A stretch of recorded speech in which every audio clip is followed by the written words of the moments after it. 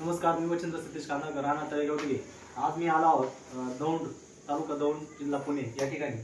तर मावशींना एक दीड महिन्यापूर्वी आपण अमृत ज्यूस दिलं होतं. तर त्याचा जो रिझल्ट आलाय तो आपण मावशीकडून जाणून घेऊया. कशासाठी दिला आणि त्याचा जो रिझल्ट आहे तो कशाप्रमाणे आलाय तो आपण मावशीकडून जाणून घेऊया. सांगा मावशी, कसा रिझल्ट आला तुम्हाला? मला पित्त होत होतं. आठ दिवसाला मी दवाखान्यात ऍडमिट होत होते. तर आता ते घेतल्यापासून अजिबात उलट्या होत नाही. ते उलट्या होऊन ऍडमिट व्हावं लागत होते. ओके. आणि असं गाडीवर जरी चाललं ना तर मणक्याला मला डॉक्टरने ऑपरेशन करायला सांगितलं होतं.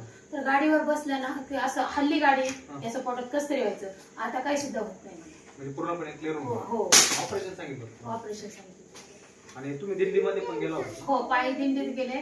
तर माझा पाय असा मुडपला होता. तर मी दवाखाना कुठं केला नाही, काय नाही, तसा पाय सुजला घेऊन वारी केली आणि तिथून येऊन हे औषध माझं चालूच होतं. हो, त्याच्यावर विश्वास ठेवून मला काही सुद्धा झालं. म्हणजे बघा मित्रांनो, आजींनी मावशींनी पूर्णपणे अमृत ज्यूसवर विश्वास ठेवला. पित्ताचा त्रास होता, उलट्या व्हायच्या, पूर्ण गोळ्या खात होत्या त्या.